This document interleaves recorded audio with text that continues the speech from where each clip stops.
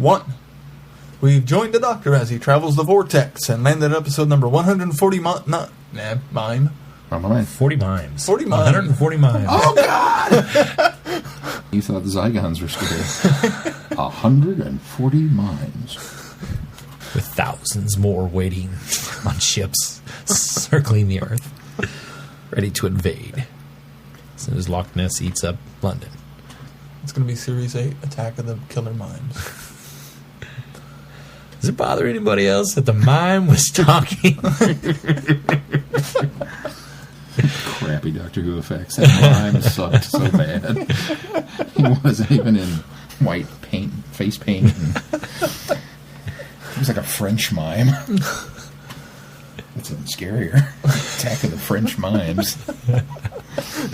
Sacre bleu! I'm trapped behind the wall! No, it's a box! There's your I cannot get out! Because that's how crappy a French mime would be. He would talk. I cannot get out of this tiny box. Why do you pull me on the rope? Stupid Americans. You want to try that again? Yes, let's try that again, because I have it open. Should we just call this episode 140 Mime? Oh, it's going to be the title now. I am totally doing a movie, and I'm going to call Lou Gossett Jr. and Dennis Quaid, and I'm going to go Enemy Mine, and they're going to go, we've already done that. I was like, no, you haven't.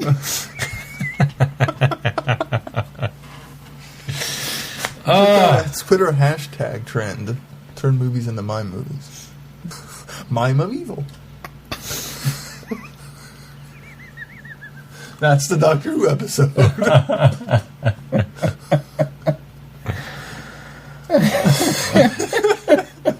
Traveling the Vortex.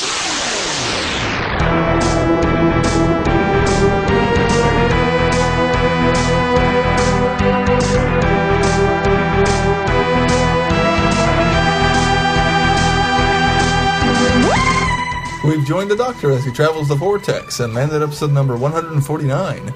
You can't rule the world in hiding. You've got to come out of the balcony sometimes and wave a tentacle. That's my rule of ruling. I'm Keith. I'm Sean. I'm Glenn. How are you guys? Tickled. I'm glad we didn't pre-roll. To start this cast. Some of that can be cut. How are you guys this week? I did a lot, so who wants to start? Didn't matter. This week has sucked. For you guys, it has. We had Halloween on Thursday, and so I went home on my dinner break, took the kids trick-or-treating, and early in the morning, my kids had a nice little Halloween parade at their school and parties. And we took them trick-or-treating and ran them to my parents' house. I think through the rest of the evening, Holly had taken them to Washburn because they can trick-or-treat at the dorms. Oh, yeah, that's right. That's neat. And they went to the mall, and they ate and trick-or-treated at the mall. And that was it. Did they eat at that new place? They didn't, but she saw it there. Have you heard of this new place? Jeez. Ow. Sorry, listener. Topeka is the first place in the U.S. for a Malaysian food chain. Malaysian. I couldn't remember the ethnicity. It's Malaysian. Hot and roll. Yeah. It's a strange combination of Asian favorites and American favorites and French favorites. And French, yeah. And I don't know what else they offer, but and there's Indian, something with a crepe and a croissant. Yeah. Oh, like breakfast. Well, but they turn it like I don't know what they did to it. They make it Malaysian. They make it Malaysian. I don't know how. Where is this place? It's in the food court. Oh. And it's a legit chain. It's not some mom and It's pop. It's overseas. This is the first U.S. United location. States. Oh, really? Yeah. And wow. Apparently, a lady moved here from that's what I'm Dubai thinking. and opened it. So, Wow. but it is But part of a there's train. like what? Train? It's part of a chain. There's It's not over part like of a train. 200 in Asia, I believe. If I remember correctly. How many? I think over 200. Oh, wow. I don't know, Branches. you wrote the story. I did. Yeah. I don't remember that was Friday. I went cut, copy, paste. Cool. Yeah. We should go out for lunch sometime. And then this weekend was pretty humdrum. We did some home improvements. Got a whole bunch of stuff done that I had planned to do on my vacation days, and I never did. So I did it this week. Nice. That's it. Nothing too exciting for me. Guess what I did? What'd you do? I did not go to work or school because I was sick. Yeah. Sounded like you had the plague. Fluids were coming out of you left and right and up and down and back and forth. And You remember the I really did the miss 3, 4, War of the 5. What Worlds. were they in Children of Earth? The 4, 5, 6. Yeah, 4, 5, 6. I looked like a 4, 5, 6. Because you were doing 1 and 2, skipping 3, and going on to 4, 5, 6. It was horrible. I started feeling bad Monday night and with the shakes and just kind of had that, oh geez, I hope I'm not getting sick because I've got too much to do. I can't be sick right now. And then I got sick, and I don't know if it was food poisoning. They're still not sure what it was. It could have been food poisoning. It could have been some sort of stomach viral thing, but it was horrible. I'm going to assume that it wasn't viral since nobody else got sick. Knock on wood. Yet. We were over there Monday night. Yet. So, it's a long incubation. But I was, far You enough were. away from you, too, that Well, I don't that's think true. that, and it's not like I hung out with you guys, and you were on your side of the couch. I was We were over in clear my little across the corner, room. in my Yeah. little bubble. So, we watched Revenge of the Sith, finally, on Blu-ray. Yep. Not that we haven't seen it, but Did we Sarah we- enjoy it? She did, not as much as the book, Not but as she much as enjoyed the it. book. See that you set that up though. You set that up for failure. And She then- should have watched it and then read the book. She had and seen it enjoyed much before. more. She just hadn't seen it since she saw it in the theater. Oh, okay. Yeah, she'd I seen didn't it. realize seen it. that. Yeah, I she'd think she'd seen seen all it of them. before. She just hadn't seen All it right. since the Well, then theater. that doesn't count. She just didn't remember it very well. I don't think Holly's seen it since in the theaters. I think I saw it like 4 times in the theater. Yeah, I think I did too. I watched a lot of stuff this week, which was sad because even though I was sick, I couldn't even devote any Mental energy. mental energy to do anything. So I should have been caught up on all. No, I didn't touch my homework. I didn't touch anything. Finally, Thursday, I started feeling well enough that we watched a couple of movies. I watched The King's Speech, Oh, you'd never which seen was that? I'd never seen that one. It was very good. Phenomenal. I enjoyed that one a lot. Jeffrey Rush was great. And then Mel had me watch. So was Colin Firth. He was good it too. was good. Helena Bottom Carter wasn't good. Oh, wait, was she in that one? Yeah, Okay. Oh, I yeah, had a she brain was, fart. wasn't not playing Yeah. Helena Bonham Carter. That's when which she's is good. kinda weird. And then we watched Yeah, White that's why I Noise, forgot she was in it. which I hadn't seen. What one, I'm sorry? White Noise. Oh, Michael Keaton the Ghost. That was kind of our are you guys Halloween. going to watch the sequel? Yes. It's not as good, I'll warn you there. Oh, but it's got Nathan in it. And it's got Katie Sackhoff. And it's got Nathan in it. Nathan's fantastic in it. It's just nowhere near as good as the first film. I went and saw the first one in the theater. Was the second one in the theater? The I don't second know. one I think it was- movie? I Oh, think it was okay. a direct I video thought kinda- so. When you said that, and I thought, well, maybe it was. And But you liked it? I did like it, yeah. What was the other one I watched? Cabin in the Woods. Cabin in the Woods, which I liked. That one's not ringing a bell. That's the Joss Whedon one. Just It's got Chris Hemsworth, Bradley Whitford, Amy Acker, Wow, why is that? I can't even Um, picture that. Franz Kranz. Okay. I'm naming a bunch of people that only Whedonites would know. Except for I Bradley recognize Whitford. all the names. It still doesn't it's- help me it's- replace the film. It's that- got Thor in it. Yeah, That's pretty much all you need. It's on Netflix, actually. Yeah, it Oh, is is on it? Netflix, and Alright. it's totally worth watching because it's a horror film. It's, a bunch of 5 kids You'll go probably up to recognize the poster. five kids go up to It's the literally about a cabin in the woods. No, still doesn't ring But a bell. in typical Joss Whedon, this one honestly, and I have to be careful. How many years old is it? Oh, It just came out last year. last year, the year before. It was 2012. It's directed by the guy who did Cloverfield. but not Shaky Cam. Cloverfield. You remember when Scream came out? How cool Scream was because it took that familiar horror Tropes. tropes, but did something slightly different, turn it on its side a little bit, and we were like, "Wow, that was really inventive." Well, you have to, because when you're following all of the horror Yeah. tropes and telegraphing that as you go, you've got to really Well, surprise Cabin in them. the Woods kind of does the same thing because that's everything up and it says this is the horror story, but then you've kind of got this B plot going on, and you're going, "What is the deal here?" And then all of a sudden they reveal how the B plot is tied into the horror plot, and you're like, "Wow, that's really kind of cool." It's again that unfortunate that we've run the horror genre in general so far into the ground that we're now reduced to doing something like this in order to keep it somewhat fresh and original. But I did think it was fresh and original. I liked the idea. Okay. So I thought it was cool. But yeah, and then, so like I said, I finally... thought I saw you checking the Europa report. Oh, Europa Report. That was the other one. How which was that? I liked a lot. Mel, I don't think liked it as much as I did. It's a very Which one was that hardcore one? science fiction film. And I appreciate science fiction when it's done right. It's Especially if you're going to get I don't as remember seeing deep trailers in- for that one. yeah. hardcore or something like that. It's very similar in a way to 2001, 2010, that kind of feel, because we're going to Europa and Jupiter and a real theoretical remember space seeing mission, anything about and this. then something goes wrong. But Really? Something goes wrong? surprise! But yeah, that was a good one. Speaking of a troll. And what's his name? District 9 dude is in that one. District 9, dude. I still haven't watched that movie. I can't pronounce his name. so Sharto Copley, that guy. also in 18. Who's Murdoch in the 18? Yeah. Dun, dun, dun. The movie, not the... The movie, Yeah. not the... Which I really enjoyed the The movie. series was Dwight Schultz. Anyway, so then I finally got to the point where I was feeling a little bit better, and then we got hit with some bad news on Friday morning. Mel's dad passed. And so it's been nonstop. Thursday dealing- morning. Or No, Friday morning.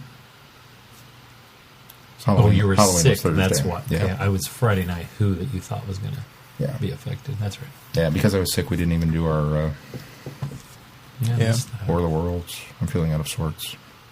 But I, for some reason, always thought it broadcast on the 30th first.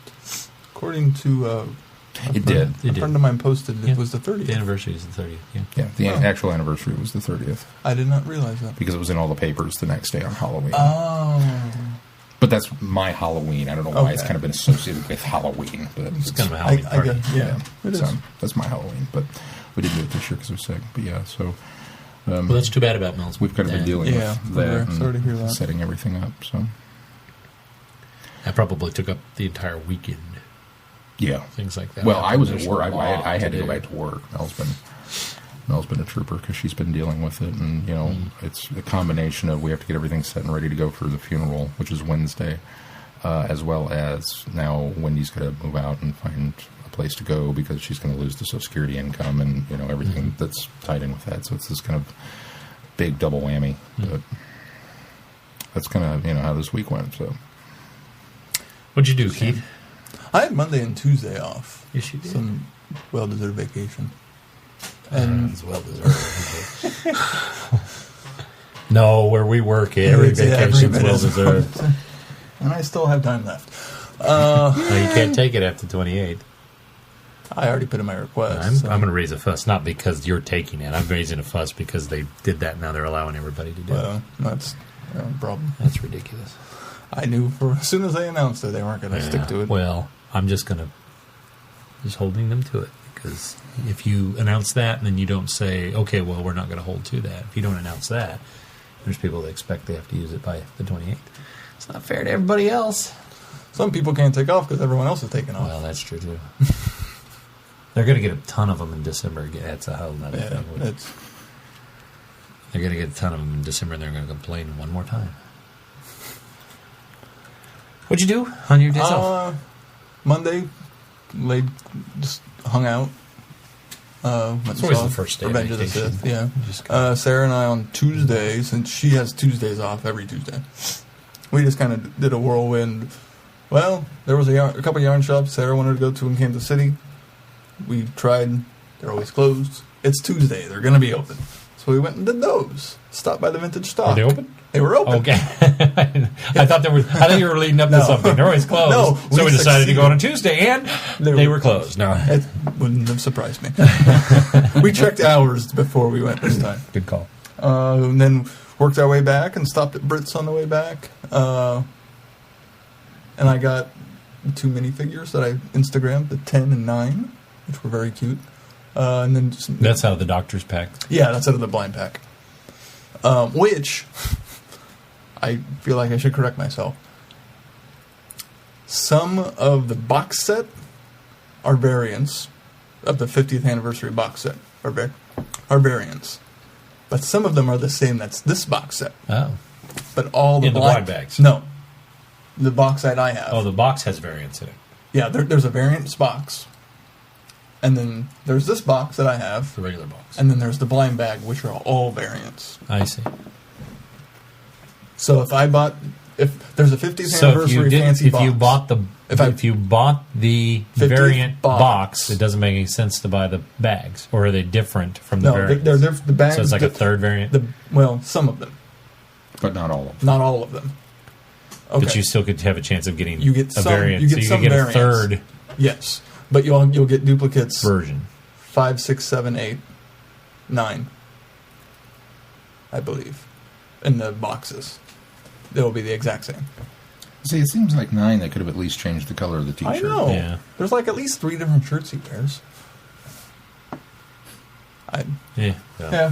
So I felt like I needed to clarify so people weren't expecting to find all variants all I don't everywhere. think they are. And then Tuesday night I started watching Zero Dark 30. Didn't quite finish it because it's 2.5 hours long. And really That's not very long for movies nowadays, though. I picked up Argo at the library and I thought, hey, look, So good. this one has something going for it. It's 2 hours. Yeah. Did you watch Did you it? Not yet. I picked it up on Saturday. Oh, okay. Yesterday. Yeah, yesterday. Okay, gotcha. And let's see. Then Wednesday night was Young Frankenstein, which was a lot of fun, and it had been a And long I time since apologize I'd seen again it. for not getting to that one because that wasn't my fault. I had it. Do you and think been we should ready. push V for Vendetta back? I'm thinking 11:30 maybe. We could probably do It was a 11:30. fluke this week because I had a lot of stuff to put the show to bed. So we had just some minor issues. It wasn't big, but and then I had to go get stuff for Caitlin's Halloween party the next morning, and I'd forgotten about that until I was on my way home. And I was like, "Oh, I gotta get those because first thing in the morning she's got to take Yeah. them." So I tried to hurry, and then it didn't happen. I didn't go home until like 11:40, I think, or I didn't get on until 11:40. But then it was too late. I felt, if you guys had only been, just 20 Minutes maybe in, with 30 yeah. minutes in, I would have. But then I thought, by the time I get in now, there's less than an hour left of the movie. So. Yeah. I really, really, really wanted to join in, but I was sick. Yeah. Which that was fun. Brittany joined in, Michelle joined in, and John joined in. So we had a decent crowd. Good. Then Thursday night I watched the 1931 Frankenstein, which there's not as much of that as I remember. Wow, that's good. There's not as much. Oh, you didn't remember as I much remember as as much you as I thought I you did. Okay. I simply remembered the I was going to say, end. you remembered more than there actually was in the film? Well, That's what it sounded like the there- first time. Kind of, because I think I blended that and the remake Oh, yeah. in my mind okay. too. So The De Niro one or the... I think De Niro and Young Frankenstein, all three just kind I of got you. melded in my head. I got you. Okay. And that's such a good movie. What I knew I remembered for sure was it's a live scene. It's alive. That was because you see it in the movie. That's it. The very end, which I want to get to in a second, and the scene with the little girl. Those are the three things I definitely remember. I don't remember how do they bring him back? Does he rebuild him? In Bride? Like Bride or any of the sequels? Well, I think I can't remember. He's not. Do It's revealed do he's they not even dead. Address it? Yeah, well, it's revealed that he's not dead. It made me want to go and watch and be like, okay, because how they did burned do the this? castle at the end. Well, and it then- was the windmill. or windmill. Yeah, Yeah. I'm sorry. They burned the windmill, but I think it's. I can't remember. So because I they haven't seen drop a Bride line for a of long saying time. he escaped. I think he essentially. just kind of just shows up on the door. Because the first part of it is the doctor lamenting the fact that See, it's been so long the since I've seen monster's Bride. gone, and so it's been a while too. I can't remember why. I think he ends up showing up because they don't rebuild him, but he just ends up being there. Because I mean, I wonder that's, if they that's just- the Frankenstein films. Is every time you think Frankenstein, the monster is Is dead, He just shows he up. out of shows back nowhere. up because he didn't really die. I kind of figured that they didn't really. House of explain Frankenstein, it. Curse of Frankenstein. they're House all of the same. Frankenstein is the one I remember the most, is because that's where all of them come together. See, and Curse is what I watched last year. So, and I didn't watch any of them this year. Did not watch. Oh, well, I caught the Wolfman earlier in the month, but it's still my favorite. And then I also finished Zero Dark 30 that night, because I only had like a 45 minutes left. It got better, but I wasn't impressed by it. The original Wolfman? No, Zero Dark 30. Oh, Zero Dark 30. I just wasn't impressed by... Sean went into a little zone there for a second. No, I love the original Wolfman movie. I just wasn't that impressed by Zero Dark 30. I think the problem is the first 45 minutes of it is they're talking about someone you don't care, and it barely leads to a Bin Laden. Right. That's the big problem with it. And then we went and saw Despicable Me last night. Despicable Me 2 last night. Yep.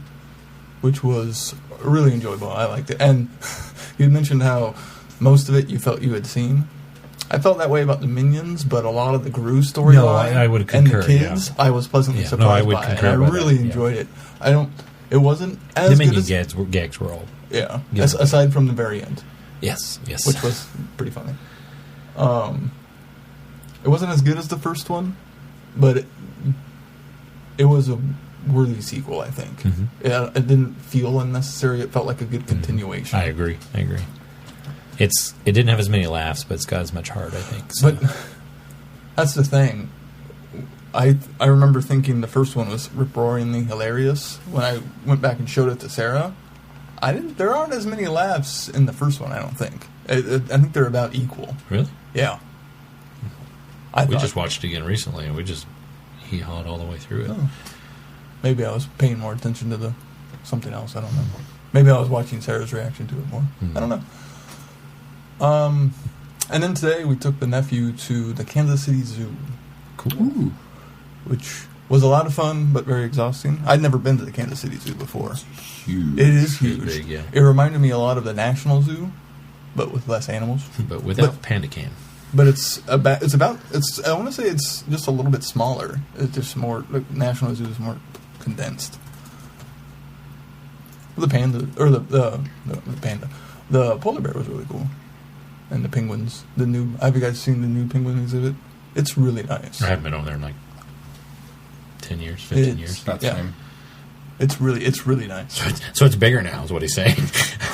Well, I don't know what it was like before because I've never been. It was okay until I got to Africa, and then it was like, I gotta walk up this hill. We got up to the chimpanzees, which is the tip of Africa, and we took the air ride back, and then the tram back. Yeah. Because we left at like Good 10, idea. and we got back in town about 6. So it was a whole day adventure. But it was a lot of fun. Very good. Yeah. That's what Anything else? I think that's it. All right. Well, then let's move on to the business of the day, and let's talk a little bit about news. You have the first item. First bit is right now the petition to light up the Empire State Building TARDIS blue on November 23rd to celebrate the 50th anniversary of Doctor Who. Now, if you haven't heard about this, on change.org there is a petition from a group that is trying to get that achieved. Right now, they have 31,560 supporters, as I'm looking at it live now. They still need 3,440, which is really a small number compared to what they've got. So they're doing this last push here because I don't know how much time it takes them to get the bulbs and whatnot. I mean, I'm sure they're there because they do so many different events that it's just on a computer program where they just light certain Yeah, I think it's amount a of bulbs. gel because they just did Do they gel it? a huge lights show for the first time ever for Halloween. Set to song. So. Very cool. But what they're doing is they're looking for people to sign this petition so they can turn it in and hopefully get it done. Now, I did read an article earlier today that talked about how there's a lot of rules on how and what they can and can't change it for. And apparently television shows is one of the ones they won't do it for. But this article pointed out that they did something for when Nickelodeon had some sort of celebration. They turned it all orange. So it sounds to me like it's double standard if that's the case. It's not just a television show, guys. It's 50th anniversary of a television show, and it's in theaters. Yes. So that It's nullifies pretty your huge. argument. So anyway, I've added my signature. Keith's mom has signed the petition. I just Thank did you, mine Carol. before the show started. Sean has signed the petition. I'm doing mine now. And I have to really get my address. So let's get this done because I'm gonna get my I mom's think this is the address. final call for this. They really want to get this done, and I think it would be a nice tribute to a fantastic series. That's all I got. What else do we have?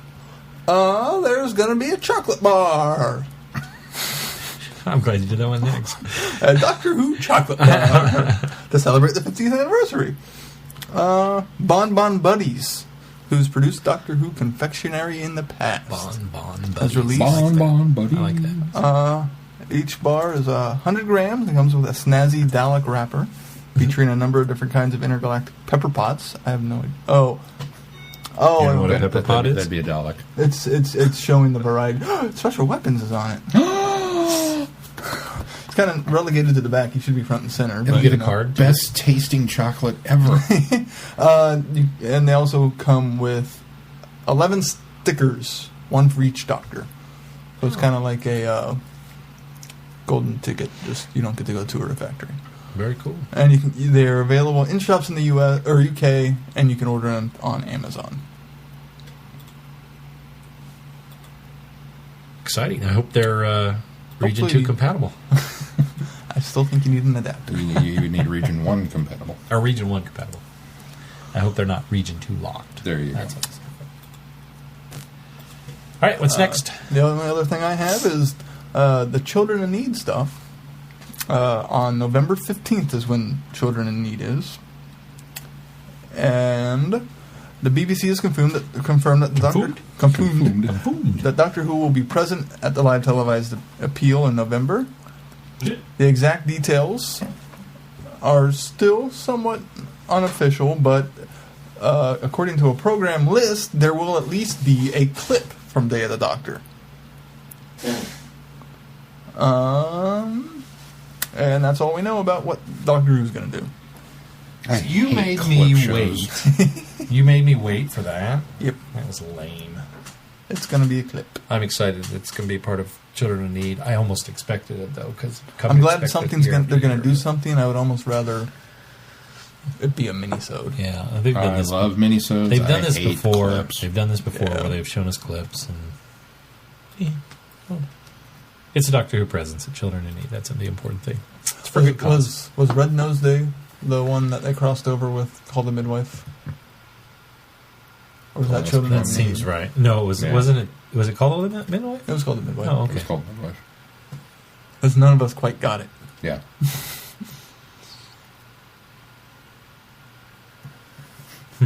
Okay. I remember that differently, so I am certainly wrong. All right. Well, anything else on the It was comic. news? It was the comic relief, so I've that would got have my been Red Nose. tickets Yeah, for Sean? the 3D showing in Topeka. in Topeka on that Monday. Wish we could go. So boned. Take a lunch break. Yeah, that's what Robert's doing. Yeah. It's an hour and a half, though. Well, Some- feature length. yeah. So, There's bonus features afterwards. Yeah, did you hear about that? so We're- it's we're- feature length and there's bonus features? It's 75 minutes is the special. And then there are bonus features to fill out the 90 minutes. There's some sort of documentary that the U.S. is getting that England is not. Oh. Well, that's not cool. Oh, it's probably whatever they'll show on BBC America. So. Oh, okay. That's neat. All right. Well, let's It's move. probably Amy going, this is the Doctor. And I'll be like, I've seen this! And I didn't like it then! In 3D! Oh, one other bit of news that you have on your list, but I said I had only one other thing. Unfortunately, there's been some I did. guest cancellations Oh, yes. for Long Island Who, the convention. Waris Hussein is unable to join this year due to unforeseen circumstances, and the Doctor Who Burlesque is also unable to join. But, by popular demand, they've added a new screening, a program called Frasier's Choice. Frasier, Hines, and the audience will pick a classic Second Doctor episode to screen and do a live commentary on. Enemy of the World. You know, we're doing the ABCs of Classic Who, and I'm assuming a lot of people are going to be the Enemy of the World free. I hadn't thought of that. I hadn't thought of that. Well, you're kind of doing a different theme, I can tell. Yeah. All right. Well, let's move on to feedback then. Feedback. Oh, when is Long Island? We should give them a little plug. When is Long Island? Double check. 'Cause I was going off an email and that didn't. Sorry about that. I got ahead of myself. I wanted to give them a little bit of recognition because that's a great convention. I think it's a good location for a lot of New Englanders Yeah. in the New York area, especially. No, the website's not going to pull up. Just think of all those really cool pictures of that gigantic weeping angel you're going to be able to get. It is November 8th through the 10th. So that's So next that's weekend. next weekend. Next weekend. Well, good luck, guys, and let us know how it goes. If anyone's going, we'd love to hear how it is. All right, now we'll do feedback. Sorry about that.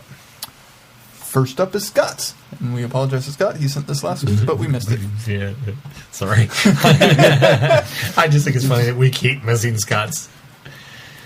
Rather maniacal laugh, Glenn. I think he. We I missed think it last he week. thinks, I think he thinks we're doing it on purpose now. But I really hope he Well, after doesn't. that laugh, because yeah. we honestly are not. Glenn's totally shanking his emails. He's tying them up, leaving them trussed up in the well, basement. the problem is he's not sending them in emails. He keeps sending them on the Comments. feedback comment page. But that's But okay. he writes, That's acceptable. "Hi, You Kansas just got to crew." check it when it happens. And the good news keeps on coming. When we first heard about the 3D presentation, I thought it would only be in the UK. And then they said it would roll out in other countries. It would be just New York, LA, and maybe Chicago? This is huge. Never! I'm trying to decide where and when I'm going. I was thinking on the 23rd, but then I heard about the second day, the following Monday. Since I had the vacation time, maybe I'll take off all Thanksgiving week and see it then. Is there any news on when Adventures in Space and Time is Time going and out? Space. Oh, Time and Space is going out?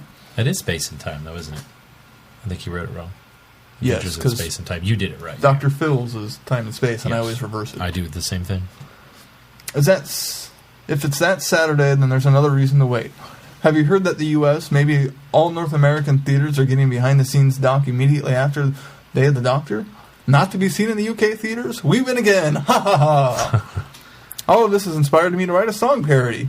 I'd be honored if Sean would do the vocals. It's set to the tune of a well-known Zeppelin song. Are you... How lame and uncool does it make me if I admit that I don't know any Zeppelin? You don't even know Stairway? I'd have to. Can you hum a few bars?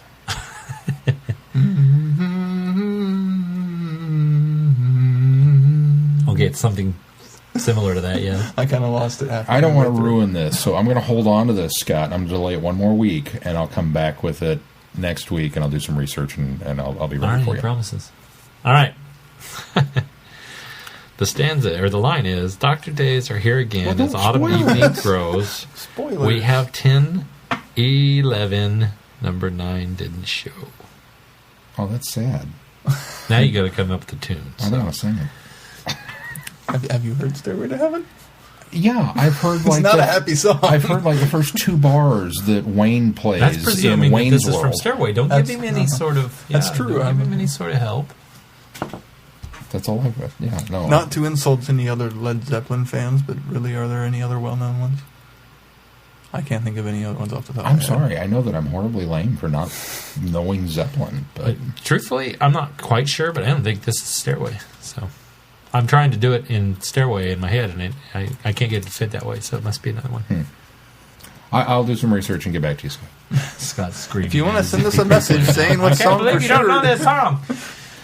Why do I listen to these guys? They keep talking about how old they are. I figured they'd know this. And then they lose my feedback.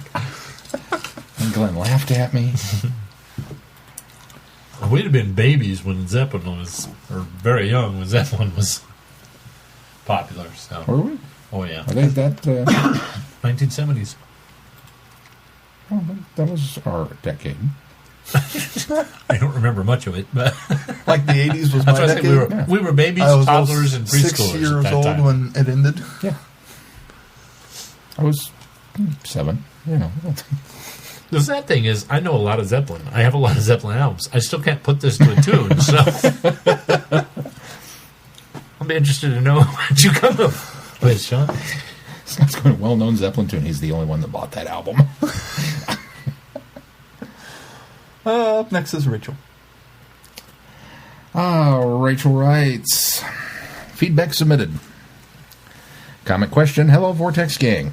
I hope everyone had a great Halloween. We had a ton of fun here, although we ended up having to have Halloween on November 1st due to bad weather on October 30th. Heavy rain, winds, and the threat of tornadoes. Yikes! So most of the neighborhoods moved trick-or-treating to Friday, which actually worked out well since we had nice weather. It wasn't a school night, so we got more trick-or-treaters than we would have had normally. Plus, my husband and I were able to take the day off work, so we had all day to set everything up. As for the project itself, we had so much fun. We managed to build a TARDIS and a Dalek in the last couple of weeks on a shoestring budget. The TARDIS housed all of the projection equipment, and the Dalek moved and talked, which scared quite a few kids. Then my husband hid in the bushes and... I think it was Chauncey jumping out and scaring everybody watching those videos. I think that's what scared everybody. My husband hid in the But bushes. the Dalek looked fantastic. The Dalek looked really Have you guys not seen the videos yet? I've only not seen seen, the I've video. only They're seen on our the blog. preview. They're on our blog. Okay, I'll They're have to check your blog wonderful. out. Sorry, I didn't Can mean we to link interrupt. to her blog in the show notes and send people to the photos Yeah, of it? Yeah, that's the plan, yeah. Oh, good.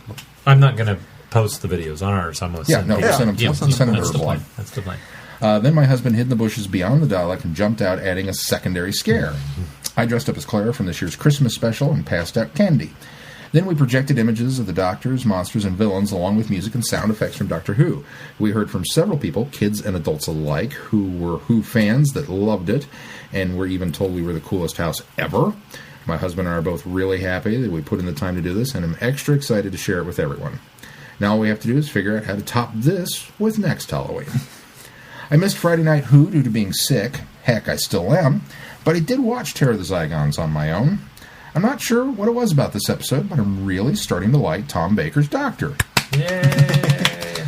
The story itself was pretty good. The ability of the Zygons to take someone else's form was unique, although I had figured out the nurse was an imposter almost right away. I wasn't sure about the Duke until later.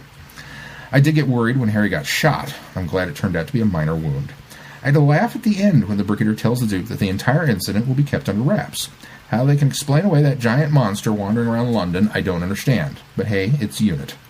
Although the Zygons are not the main villain in the 50th special, I'm interested to see how they're integrated into the story. Well, that's all I have for now. I'm off to take more cough syrup and hopefully kick this thing out of my system for good. Rachel. Well, And here's the link. Rachel, if it's anything like the cold that I've been going through, it's been hanging on for like 3 weeks. So off and on, it keeps reappearing too. No, I want to say that I've already looked at the videos and they look fantastic. And you guys put a lot of work into this, and I'm very impressed with the setup because the projection. Just from the pictures I saw, The projections are incredible because they're on the garage, which is on the front, that faces the street.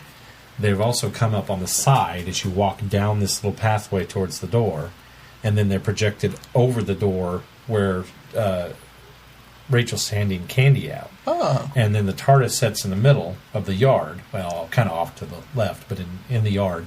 And you... Until she explained it, that that's where they house the projectors. You had no idea. I really couldn't piece it together, but when she said that, then I could kind of tell where they were, but you don't see them.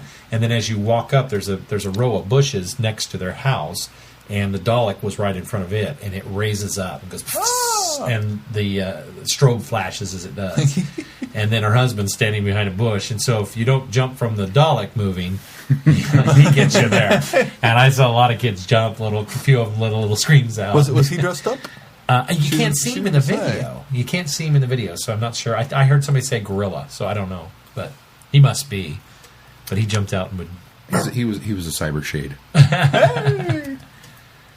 But it was really impressive, Rachel. You guys did a fantastic job. You should be commended on it, and it's very impressive. It's better than anything I could have done. Yeah. Makes my Halloween decorations look pretty lame. Although I am building a TARDIS next year. Disney, aren't they cute Halloween decorations? Yeah, Caitlin got upset this year because we were Disney-fying Halloween, and she wanted all the creepy, scary stuff. And I said, but we're a Disney family. We've got it both. We've got scary stuff and... You also didn't tell the other story that you told at work about how you got the costume and her reaction to that. Oh, gosh. Okay, so a few weeks ago, I was in Halloween Boutique in the mall.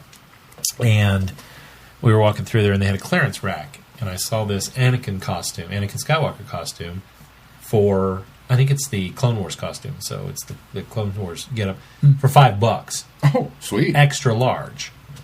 And so I thought, well, even if I never wear this thing, I've got to pick it up for $5 because you always have costumes in the back of the closet in case you have those last-minute Halloween. So I bought it. Even for when Mason... And we were walking around the mall, and Caitlin's... Yeah, well, he's going to be much older by the time he can do this thing. But she's walking around, arms folded, pounding, sulking. And finally, we get to the food court, and I asked her, I said, what is wrong? I'm not trick-or-treating this year. I said, why wouldn't... You've been all excited about trick-or-treating. Why wouldn't you trick-or-treat? I'm just not trick-or-treating this year. And finally I said, wait a minute. I looked at the bag and I go, you think I'm going to wear the costume to go trick-or-treating with you and your brother? And she goes, yes. I said, that's not what I bought it for. And then she perked up and was like, oh, okay. Then I'll go trick-or-treating.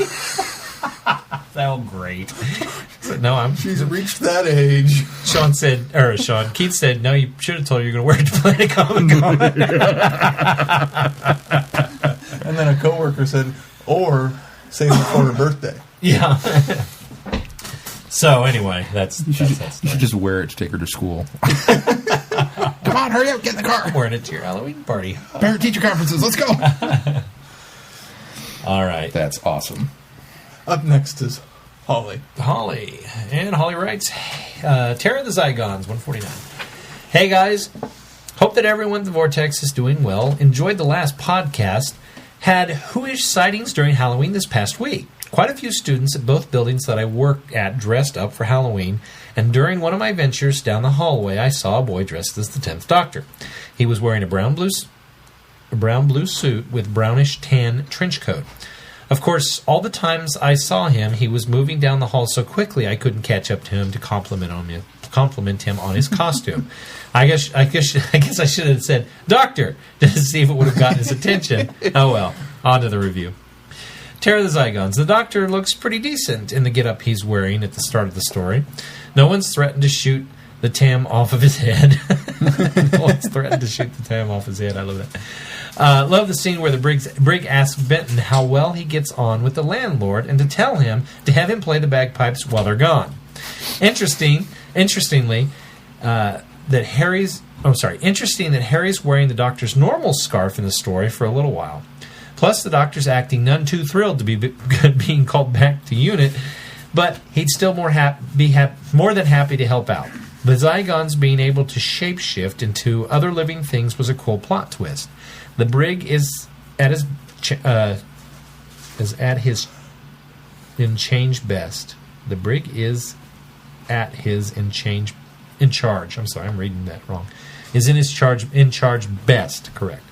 The Scarison? Is that how they pronounced it? Scarison. The Scarison being Nessie-like was an interesting twist, and we also get a mention of Loch Ness to boot. I just had a bad feeling about Nurse Lamont when she first stepped out of the screen, shape-shifting Zygon she is. Stepped on the screen.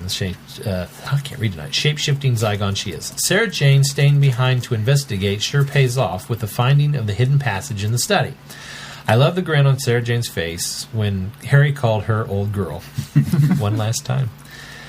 She knew then that she was dealing with Harry and not someone dressed up in the Harry suit. The end where everyone but Sarah turns down the Doctor for a trip in the TARDIS to London had me chuckling. Overall, this was a great story. Looking forward to hearing everyone's thoughts on the story. Holly. Thank you, Holly. And next up is Chrissy. Chrissy writes, Dear Vortex Boys. Wait. The subject the subject line. The following was written while under the influence of leftover Halloween candy. Which apparently would have been funnier to me had I not fallen asleep in the last episode of On Friday Night Who. So apparently she was chatting up. She was live tweeting her candy consumption and making Brittany jealous because they had run out. Dear Vortex She also Boys. typed really fast. Well, sure, she was on sugar high. Her tweets were just zooming in. Well, earlier in the night when I was following along, she was tweeting one after another, so the sugar probably had something to do with it. She was on a good rush.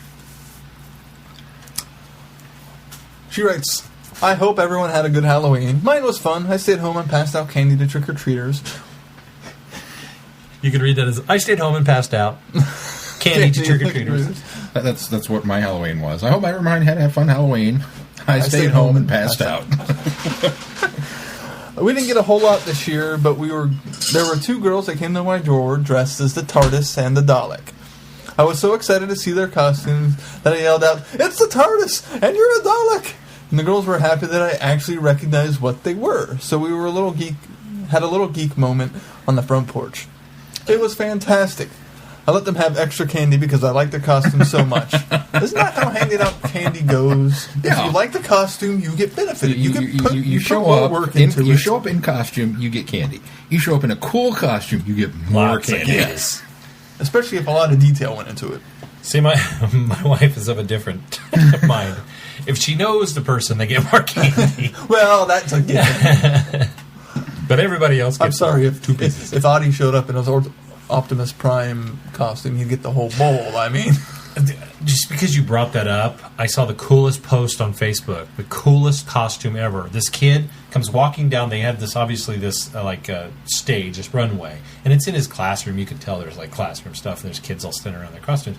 But they must have paraded each one of them out on a runway style, kind of like modeling their costume. And when the kid comes out, he's got this really great Optimus Prime costume that they've made out of cardboard boxes. Yeah. And it looks fantastic. And he goes, "Can you transform?" And the kid says yes, and he dives down on the ground, and they folded this in such a way that it goes, and he's a truck. That is winning it's Halloween. Awesome, yes, and I'm going to put that in the show notes so everybody can see that, because if you haven't, it is so incredible. And it's just this simple cardboard box that's painted up. I bet but they found it on they've Pinterest. folded it in such a way, they've designed it in such a way that as soon as he lays down, whoop, it's a truck. It was That is awesome. cool.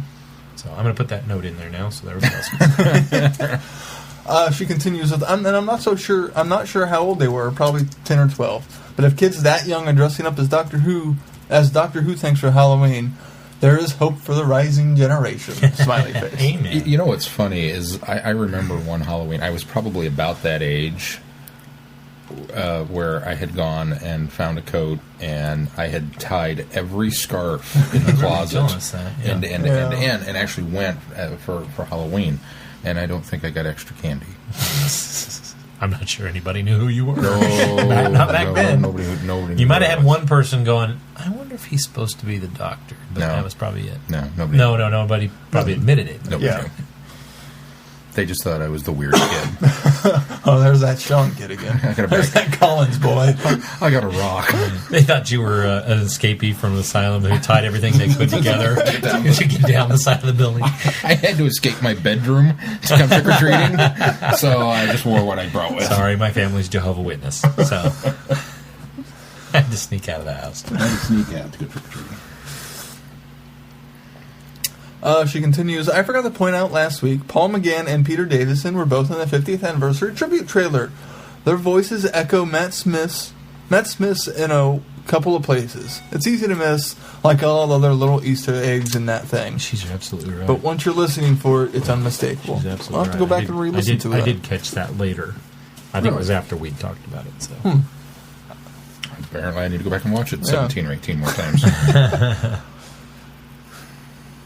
So is that why they were at the studios, did we think?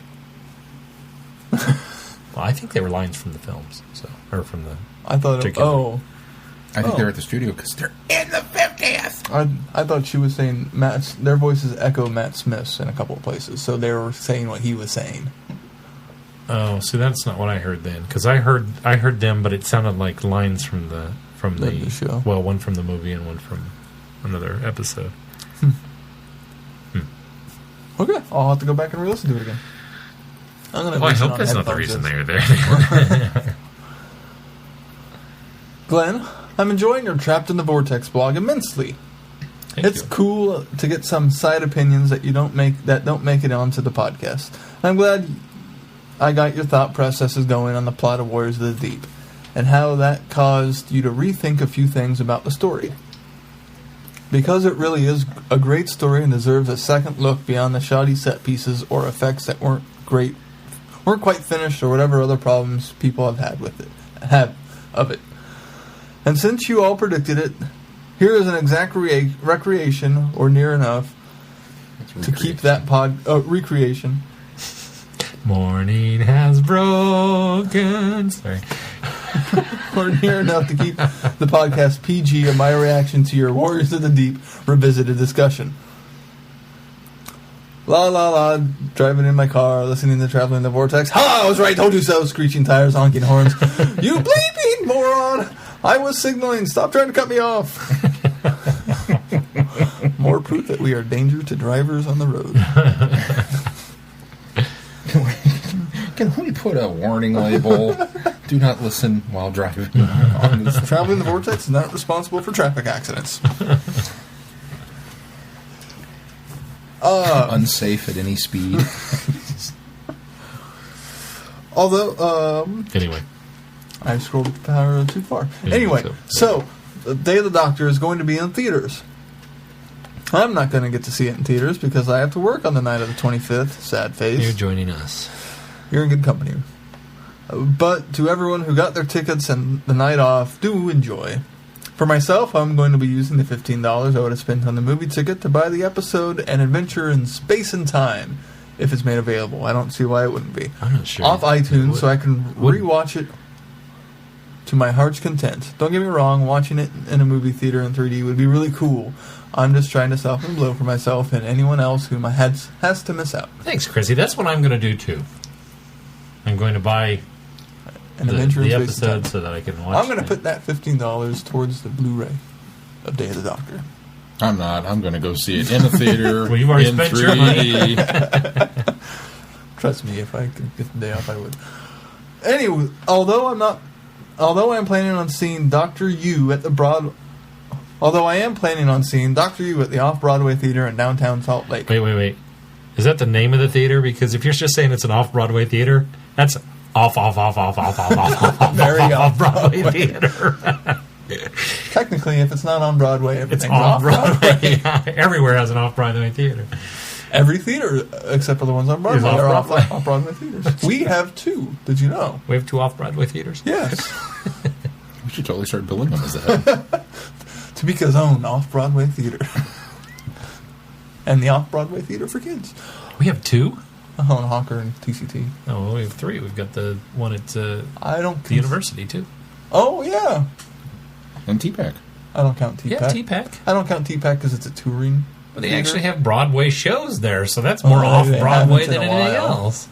Have they? We have four they had anything off-Broadway theaters. Yeah. When you count the Jayhawk, it's been it's in process. So we have five off. And we have okay, keep Hayner. going. We're really segueing here for no reason. Hayner. Topeka Highs. Oh, yeah. No, I don't count. Because they have the best theater program in Topeka. At least They have the best theater, for certain. Yeah. It's better than even some of the places that do theater. Yeah. It's better than some of the off-Broadway ones. Yeah. All right, I'll count that. Although I'm planning on seeing I Dr. Yu. actually won tickets in a Facebook giveaway. For those that don't know and who happen to be in the area and want to see the show, which you totally should, the Off-Broadway Theater is an improv comedy group that performs its own spoofs of various pop culture franchises. I think they just finished up with their run of Dracula and the Wolfman. They rewrite a lot of things in order to avoid a copyright issues and stuff. I saw Dr. Yu back in March and it was hilarious. Even though each play has a basic storyline, props, and sets, no two performances are exactly the same because all the improv stuff they throw in the mix. They're re-performing Dr. Yu for 2 nights the week before the 50th anniversary. Here's their website for more info. And here's my review from the first time I saw the show. And since their website is www.theobt.org, I'm going to assume that the Off-Broadway Theater is actually their name. Wait. It is. Wait. What's the address again? www.theobt.org. Okay, because I thought you said OBIT. I said the obit. What kind of joke is that? Well, they're all coming soon. It's a wondrous morbid. life. The obit theater. Well, Did you see them up on stage? They were dying last night. I heard that show really kills. so, still no Prisoners of Time comic book. Thanks a lot, IDW. Yeah, thanks a lot, IDW. I have it on very good authority. It comes out next week, though. Well, that's because we get review copies and we got ours, so you have to be quiet about that. We're a reputable reviewing outlet.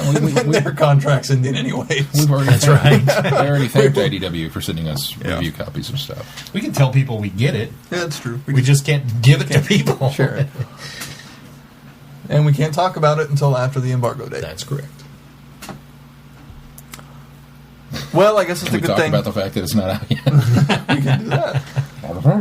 It's Wednesday, We are an opinion podcast. We can say whatever we want. the 6th. Except for the plot of the story. Well, I guess it's a good thing that we did Terror of the Zygons for Friday Night Who. That being something you guys haven't reviewed yet. Wow, what would we have done? We'd have done this. We'd have got together. We'd have read out some feedback, some news, and gone. Okay, we'll see Sean you would next have week. gone into detailed description of his sickness this week. And I would have described every stop at this. lime Kansas green City is what Zoo. was coming out of your body all week. Is that what you tweeted? Pea soup. Yeah, it was Pea soup, that's right. Pea soup. Lime green was what her outfit was. Pea soup was what was coming out No, of you lime all green week. is too close to what was coming out. Oh, It was that more what of it a was? mint green that she wore. There you go. That's what it was. Here are Chrissy's thoughts on the subject. Well, it's no towns of Wenchang, but I have absolutely no idea what the whole rabid fanboy mouth frothing is all about. But it's decent enough. I think Terror of the Zygons is helped by the fact that it's a Sarah Jane Smith story, and I automatically love anything with Sarah Jane, and Harry Sullivan's is simply an added bonus. However, this may be poking the grumpy bear here a little bit, but that's the kind of mood I'm in. Why, in the name of all that is good and holy, do people love Zygons but hate Megalos? I don't. I love them both. I don't know, I haven't seen Megalos. I know you guys haven't reviewed Megalos yet, but the alien in that story is a shapeshifter that can manipulate time. Spoilers! Now, It's all right. Keep going. You'll be all right. I actually thought the Doctor turned into a cactus. Well, he does, but that's a whole other. Okay. Okay, then. The Zygons can't do anything with time that they have to... What? Sean was mimicking the cactus. The Zygons can't do anything with time, and they have to keep the creatures they're impersonating locked up on a ship made of pizza.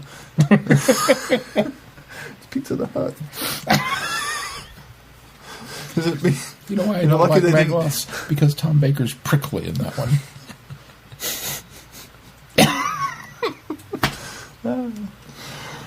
Is it just because Megalos' default shape is a talking cactus? What do people have against cacti? Seriously, I want to know. I don't hear the immediate hatred.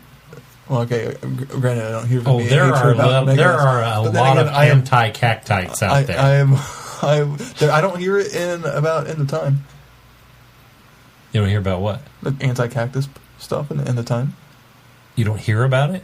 Yeah, I don't hear people griping about the anti. They look because like the- cactus. People- the cactus People people. complained about those aliens all over the place. Did they? Yeah. Okay. Well, I guess that's the benefit of being late to fandom. I get to miss out on all that Maybe so. negativity. Maybe so. I didn't know that they complained about the cacti people. Yeah. I guess then. Well, then, I think most of it was the fact that they were lazy and they just took. What was the little guy in? the red guy. Yeah, Becca Fanakta. that's the guy, and just reimagined it. And that was lazy on their part. But anyway, Weren't the two Maybe that was scientists just kind of me. cacti people? yeah, that's what I'm saying. Is they And they the used little that guy. idea. Oh, okay. They had already used that, and I made a clever joke about it. But all right, gotcha. gone. Where was I? Oh, yeah. No lie. Terror of the Zygons. I did enjoy it, though not as much as I enjoy poking the grumpy fanboy bear. Having the Brigadier and unit back for the first time in a while was lots of fun. It's almost like they were ready to pick up with more Earthbound unit stories from this point. But the Doctor has other ideas for himself, which is totally keeping in character of the Fourth Doctor. He's got an operational TARDIS and a universe to explore, and he's not sticking around for anybody. The Scotland setting is fantastic, as are the bagpipes.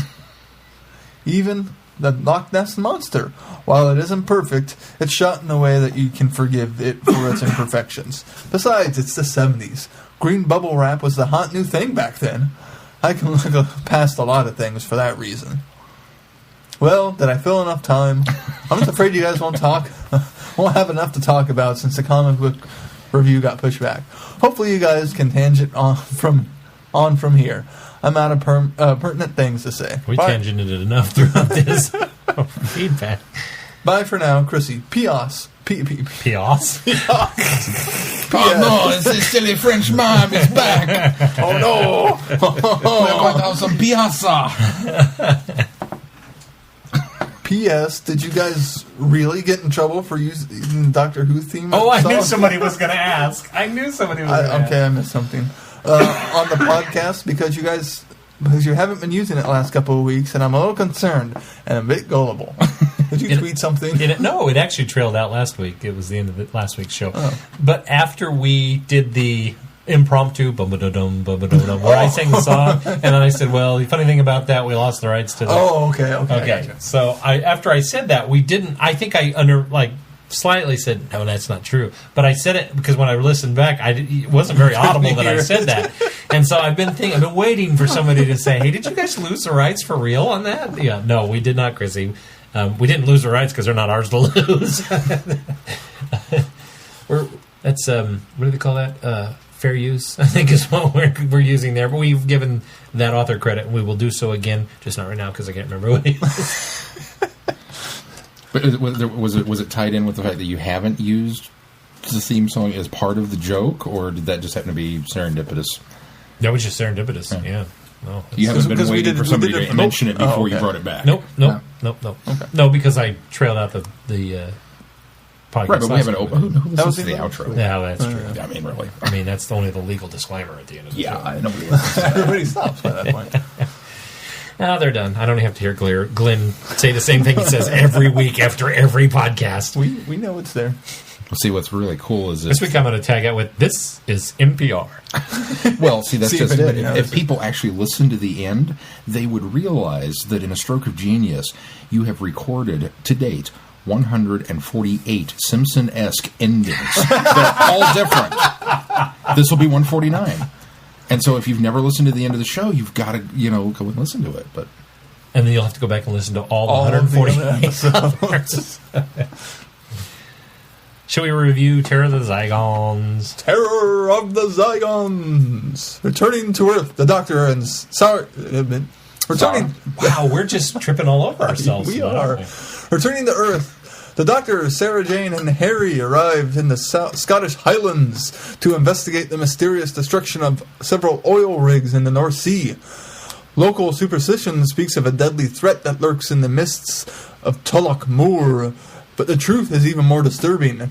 The legendary Loch Ness Monster is a terrifying cyborg beast which is controlled by the Zygons, an advanced alien race who are desperate to ensure their own survival at any cost.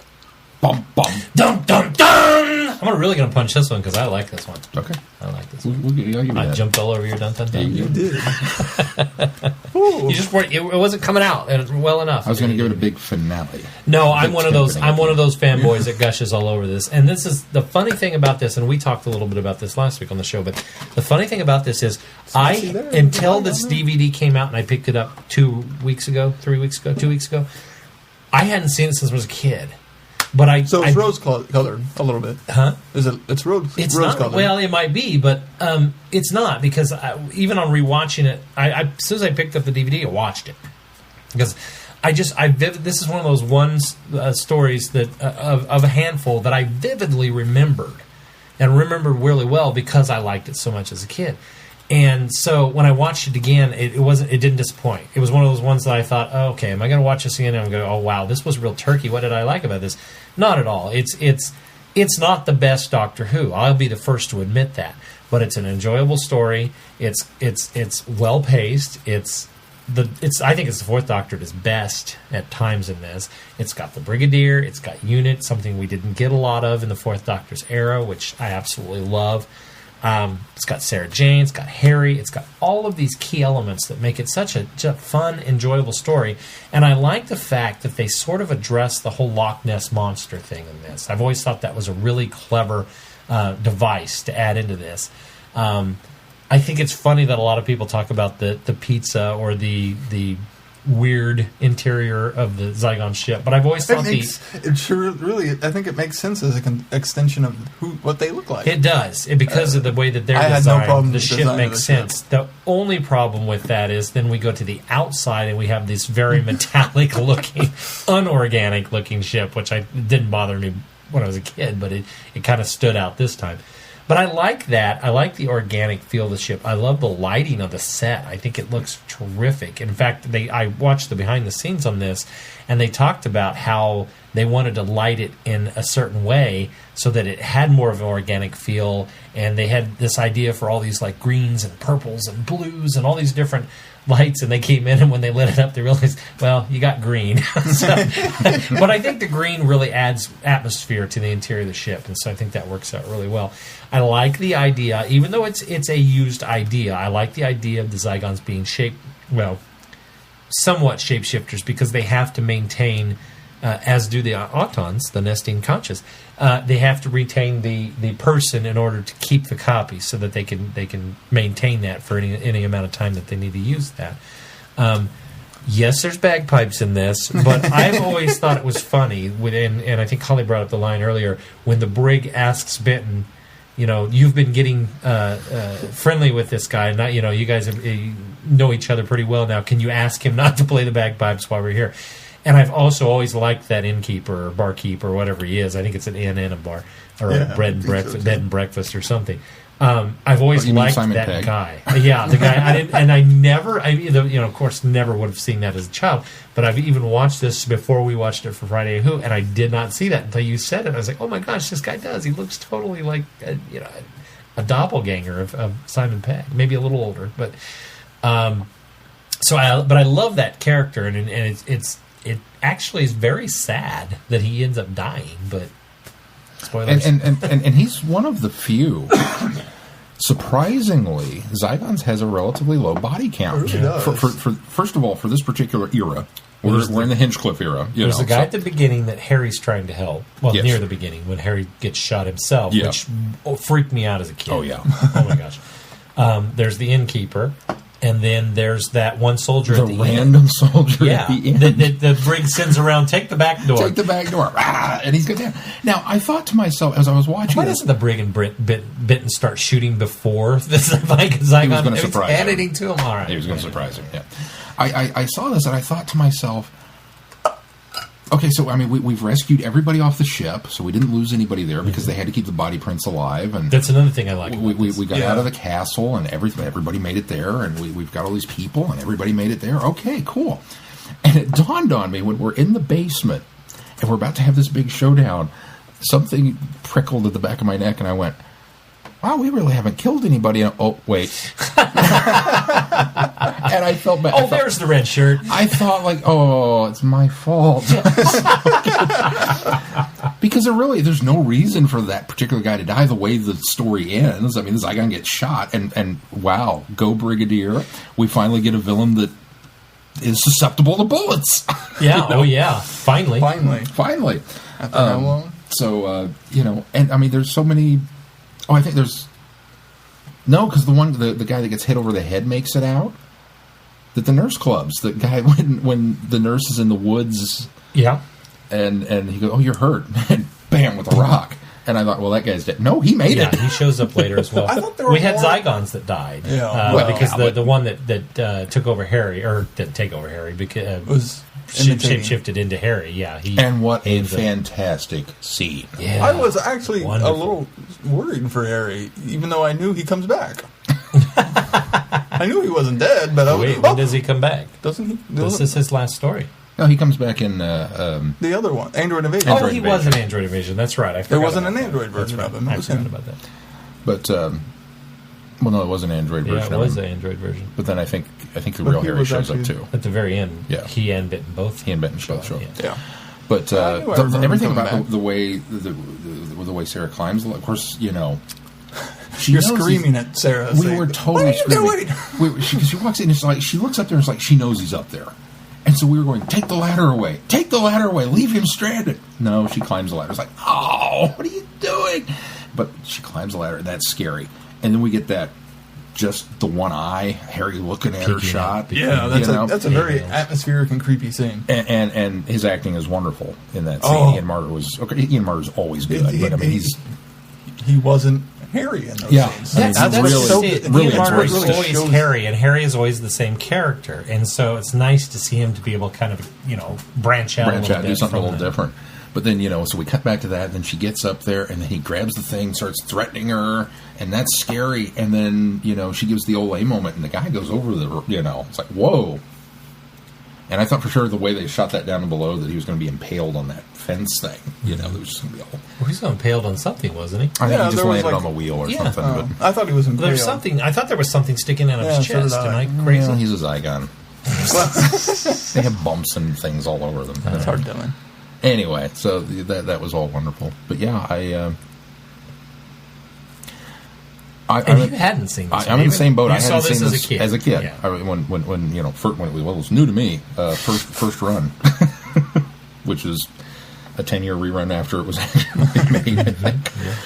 But I hadn't seen it since, and I didn't watch it until Friday Night Who, and just really riveted. And I'd forgotten a lot of it, but I was really riveted to how good it was, and struck very strongly with how similar it's kind of odd that it worked out this way. How similar the story is to Warriors of the Deep. Mm-hmm. Yeah, the framework is. And we kind of made that joke. I think it was Chrissy who said, "So the Scarison is just the Zygon version of the Merca." Yeah. And we're like, "Yeah," but it is actually very similar. And I think, in a way, that should strengthen fan love for Warriors of the Deep, because, well, you like Zygons, don't you? Okay, then look at this. And they just don't want to see that, I think it's for such a minute part, though, because the Merca was really just kind of there to take out the sea base so that the Sea Devils and the Silurians could take over and launch this nuclear war that would devastate the two sides. This one, they're actually using their weapon. Is the what was it as a weapon? Scarison. They're actually using it as a weapon, and it's going to go basically, take out whatever that governmental energy conference thing was. Yeah. To kind of start that. But I mean, framework-wise, we've got a group of aliens underwater. We've got a sea monster. We've got They were underwater. The Zygons were underwater initially. The ship. Oh, they were. And that's where they came out of. Yeah, that's right. They were in the Zygons have the were duplicating people and what am I trying to say? Taking their places with the shape-shifting. So I think you're saying that, but I think there's echoes of a lot of Doctor. Well, yeah, I mean, there's a lot of that. That one's kind of a stretch. I can't compare. I didn't get the impression that the Russians weren't working for the Sea Devils. No, but the Sea Devils had that. You're right. It was the Russians that were doing the mind control. The Russians were doing the mind control. You're right. There were three factions. There were three factions. Yeah. Well, there's still mind control in it. Anyway, it just struck me having just watched it, and I'm sure if we had just watched something else, we'd go, man, see, I wouldn't even have made the comparison had Chrissy not brought up that, this is the Zygon's Merca, but that was it for me as far as just that was the comparison there. Well, and I think it's interesting though that because I saw a lot of Autons in this. I mean, the Auton stories idea where they were, which is the one where they do the copies. Is that Spearhead? Spearhead. Yeah, there's a lot of Spearhead in it too, and it's funny that the episodes tend to fall down at the same point. Everybody wants to blame the Merca for being the end-all be-all of bad Doctor Who monsters, but then you look at the Loch Ness monster, and you're going. I think the Loch Ness monster looks so much better than the Jurassic did in the Carnival of Monsters. Was it the Jurassic in that? Yeah, the Jurassic. Yeah, I thought they looked much better than the Jurassic did, and I've always been a fan of the Jurassic. Looked bad at all. But it's clearly a puppet in this. I mean, that's what they used. It's invasion of the dinosaurs. I thought this was better. I thought this was better. It's better visually than. It's better shot. Yeah, it's better shot. I don't know that the puppet itself is better. I don't know. I don't know. It looks more. It didn't look rubber. Plastic. It doesn't look as plasticky. But I think that's what it is. I don't know. I really enjoyed it. Again, maybe this is just me as a kid because I enjoyed that so much. Didn't he? Yeah. Didn't have that hood. So yeah. So I don't know.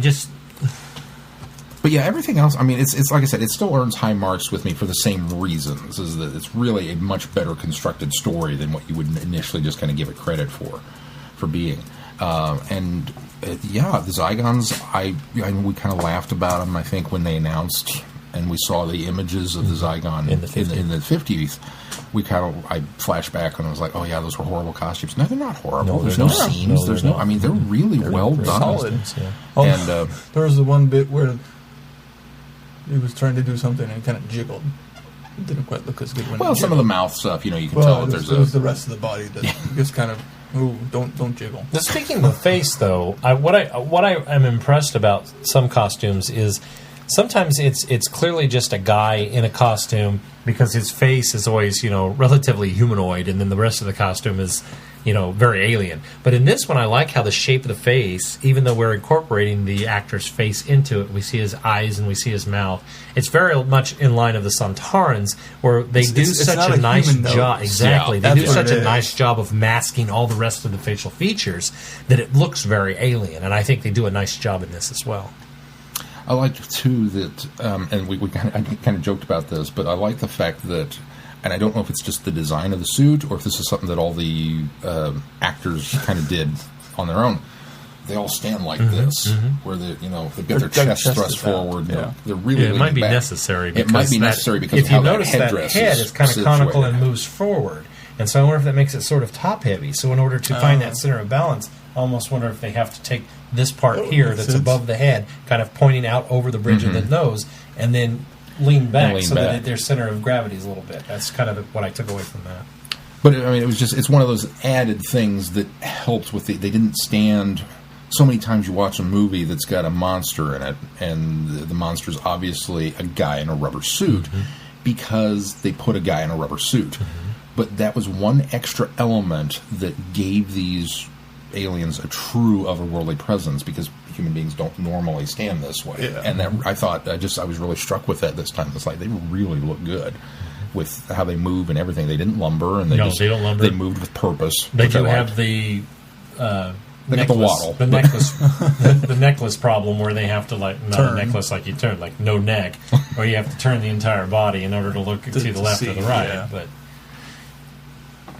that's design. Yeah, but all of that was really great. I like how the Doctor goes from very just, I don't really want to be here. Oh gosh, I've been called back and I'm having to do something for Unit again. But I like the way that he's just kind of, I don't know if stoic's the word for it, but how he's just kind of just there and kind of going through the motions and going through the steps.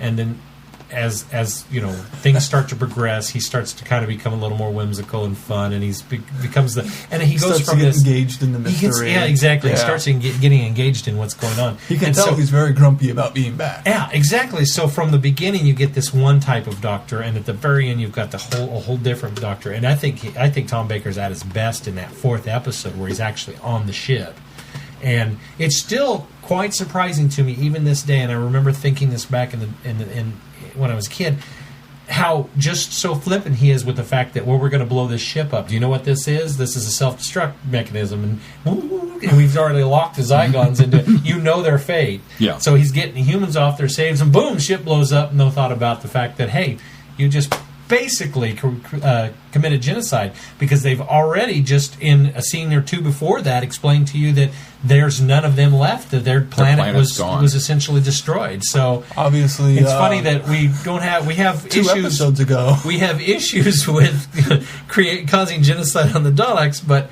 we don't think twice about the Zygons. And arguably the Daleks are worse. Agreed. They've at least Giving reason for a genocide. That's a good point. I never thought of that, actually. It doesn't bother me that much, but I did think that I should point that out. That I thought that was interesting, nonetheless. Keith, what did you think? Maybe he knew something that we didn't know. Yeah, Maybe he knows that there are more Zygons He knows out another there. one's going to fall to Earth. I guess I didn't get that this was the last of them. It's said in a throwaway. Well, I think they address it a little bit before in the first episode when they're kind of setting the story up. It's addressed in that 4th episode directly okay. by, I can't remember. Well, they're the talking to leader's name. Harry initially when Harry's Yeah, the one that's that gets when they captured. talk about it They the talk about the first fact time. that the planet is destroyed. I don't know. Oh, I don't remember that. I remember that they It's said. said it again. I don't In fact, remember he tells the hearing that doctor line. about it, I think, there in the end. I don't remember him saying that we're the last of them. I remember the point of they crashed here long ago, and they're going to rise up and take over the planet. Yeah, and for their now the own. doctor makes the comment that, well, you know, what are you going to do with the planet? It seems a bit big for just 6 of you. Right, Yeah, he so- says there's more Zygons waiting. You're right, I forgot about Yeah. that. Yeah, That's what it was. Okay. So then, he's So- okay he's to all dismiss right. it. He's more, yeah. No genocide. I had forgotten about that. Yeah, No Yeah, 'cause I genocide. thought there was a fleet waiting to come. you're right. There was Yeah, a fleet okay. waiting. I had forgotten about that. Hanging out with their pizzas. This is a solid story. I'm kind of in between Glenn and Chrissy. I don't know if it's all that fanboys hyped it up to be, but it is solid. I don't have much complaints about the story at all. And it feels like a great continuation of that first season of Tom that I love.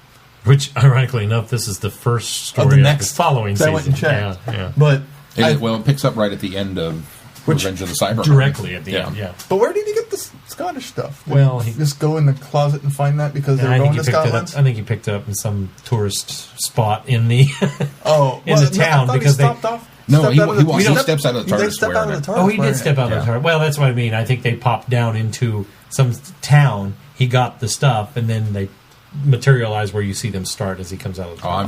I'm sure it's in wardrobe. Probably. Or it lends to the idea Because he that gives they his could do scarf more to Harry to wear, stories so in between. they could. I'd love to have some more Sarah Jane and Harry stories. That'd be Man, wonderful. yeah. We've lost both of them, but they could do it other ways, I'm sure. Well, yeah. Novels or something. Novels, yeah. And I didn't quite get why. Like, I got the overall plot of the Zygons of what they were trying to do, but why were they attacking the oil rigs? Were they just in the way? I think that was it initially when the doctor's kind of I know giving it the gets spiel their to the attention. Duke. When he's explaining to the Duke that he thinks that that underwater channel that leads from Loch Ness to the sea, and that they all of a sudden started building these oil rigs there. Oh, then and the so monster Nessie had- started Nessie had to attacking go them. doing other things, so they had to do that in order to keep that channel open. But I think it also became a matter of, now that we're here, let's go for it. You know? Okay, that makes sense now. Okay, that was my only complaint with the story. Everything else is really enjoyable about it.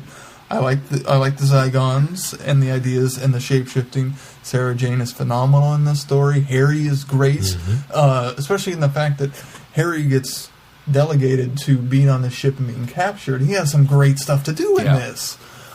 He's not just this from the guy captured. who got stuck in a giant clam 2 weeks ago, but 2 stories ago. But so it's I think it's well balanced. I think it's It one of the really things that I is. really like about And it the is that supporting everybody has cast, something to do. the Units is great in it. It's let's great to talk have about Unit back. Benton and how great Benton is. That Benton is what I mean. Let's just run through the list of what Benton does. First of all, he's cool. Secondly, he's in charge of the bug thing, even though he doesn't wind up finding it. But that's not his fault. He hunts down the monster in the woods. We've got it cornered. That was a whole, the whole chase sequence was cool a bit, right? Then he's on top of the whole, hey, we saw Harry, and Sarah, okay, let's go do this. And, I mean, Benton is involved in every step of the way. And doing things, while the brig's off, I'm chatting up the Duke and everything, Benton's running the operation and doing a bang-up He job deserves of a it. higher rank than a I sergeant. know. He's not a sergeant in this one. No. Is he not? No, Is remember he get he's promoted? they call him Mr. Benton because he's commanding officer now. Or he's not an officer, he's whatever because he's Lance Corporal or whatever. no, he's not. In fact, he's addressed as RSM. RSM. That's what it is. Which I can't remember what it stands for. I don't Royal know. Sergeant he- Master. After Yates left, Benton essentially got elevated to the brig's right-hand man. But because he is not an officer, he Regimental doesn't- Sergeant Major. That's right. That's He what does it not. is. He gets the can't be- highest enlisted rank, but he can't be considered an officer, so he doesn't get ranked above that. I guess I don't understand why he's not an officer. You have to go to school to be an officer. He probably didn't go to school. He's enlisted. Okay, I gotcha. You I gotcha. either enlist, Okay. and then you can only go up through so high, or you go to school, and then you can be an officer. You go to officer school. Well, he had I to go to should school know that. because My he should be. principal officers. He had to go to school. He had to go to school because He deserves. I'm higher. still waiting for him to show back up in Doctor Who. He's alive and kicking.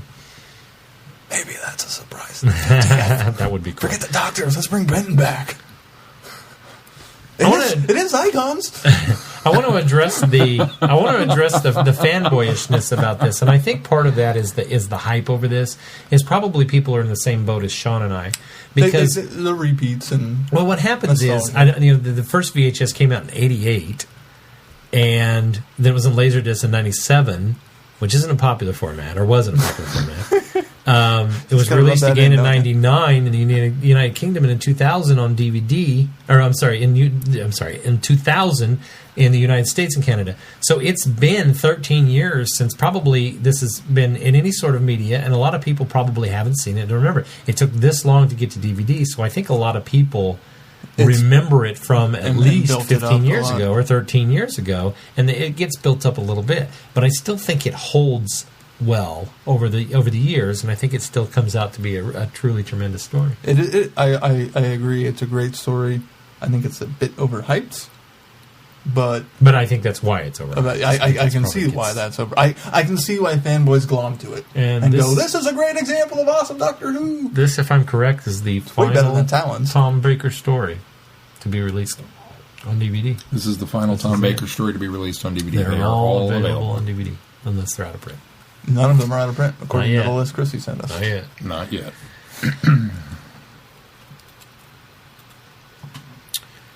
I don't know what else to say about this. I mean, I like this. I like the Loch Ness connection. I like the Duke.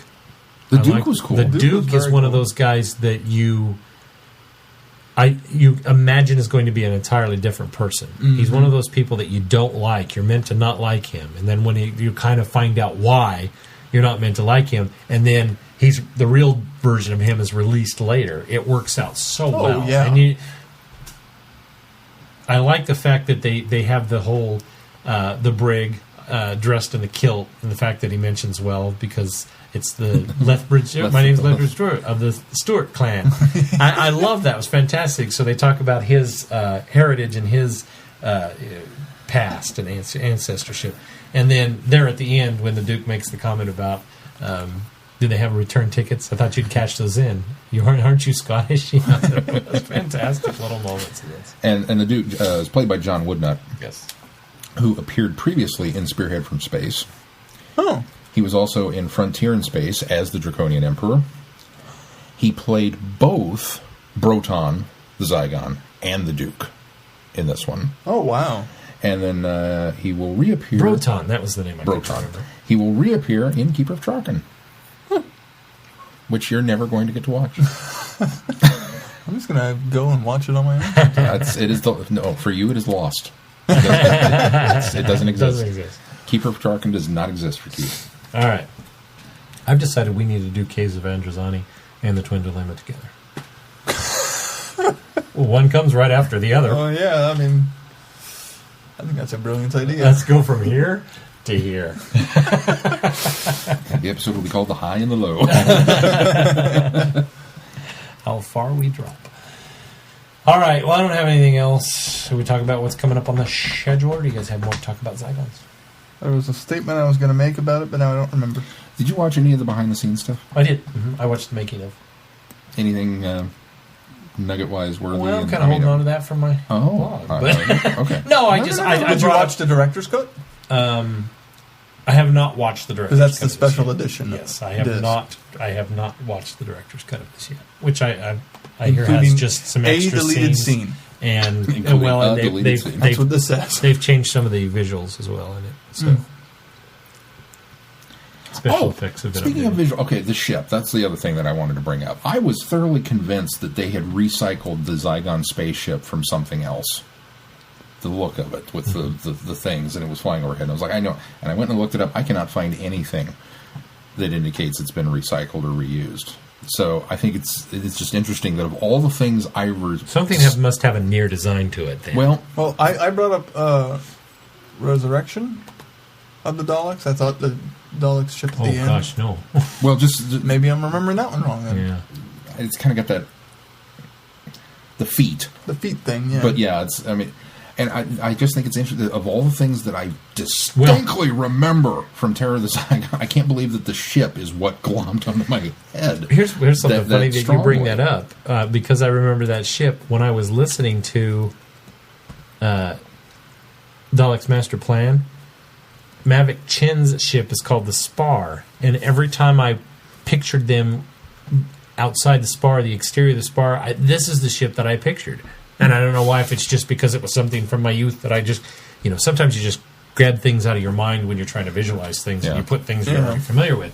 And it was funny that I did that right after, and right after I had watched and listened to that, I watched Zycons and went, oh, that's the ship from my head. Because one of the surviving pieces of Dalek Master Plan, we actually get to see what the Spar looks like as it's trying to take off. And so I went, oh, that doesn't look anything like I imagined. And then following that, I watched Zycons and went, oh, there it is. That's what I was picturing. That's where I got it from. Well, and the closest that I could come up with was the ship, what are they? The Movellan ship in... the Movellans are similar. It's Destiny Daleks, but it's got that pyramid on the more bottom. Of that, it's not yet. It's more of a compact, blocky design with, you're right, the pyramid. It's like a drill bit, so that it can go down because it sits flush on the ground. But so I don't know why, but I was fully convinced that there it is. I've seen it. Nope, it's not a.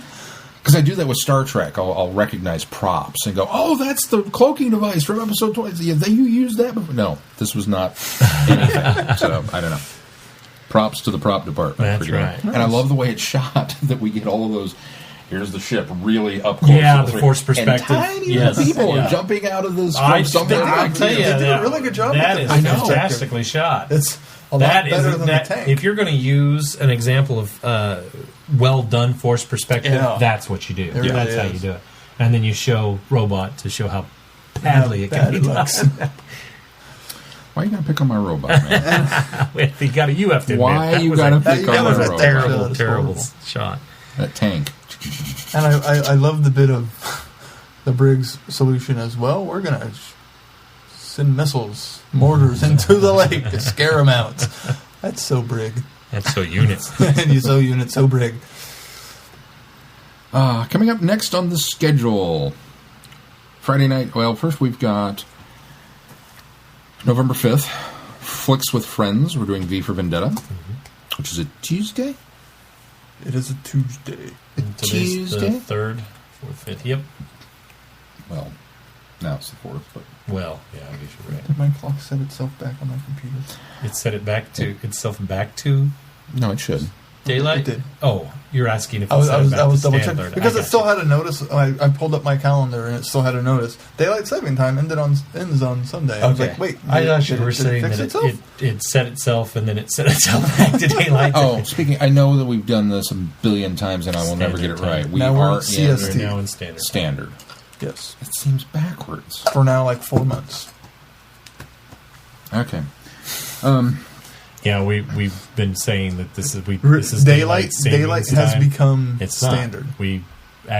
We should be considering November. What would it be? The 3rd as daylight standard time. We set back to daylight standard, but we always say daylight savings time ends today. Well, I guess it does end. Yeah, so. Daylight saving time ended. Anyway, because it's standard daylight. So what's going on in the fest? When you see things posted on the website in regards to scheduling, if it comes from posted by Sean, take the time with a grain of salt. He's got a 50-50 chance. Right. It's probably not right. Anyway, so Flicks with Friends, November 5th. We're not saving any daylight in the summer or in the winter. That's the way you look at it. We're not saving any light in the winter.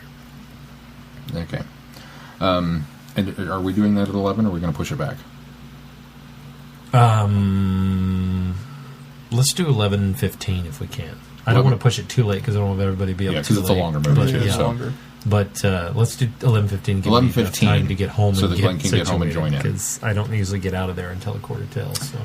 And then next week for Friday Night Who, we're doing number 3 on the countdown. Not literally number 3, but Doctor number 3 on the countdown with John Pertwee and the Damons. I was going to bring that up. You got all excited about Benton in this one. You just wait. Oh, really? You just wait. Because I love me some Benton. So we're going to do the Daemons.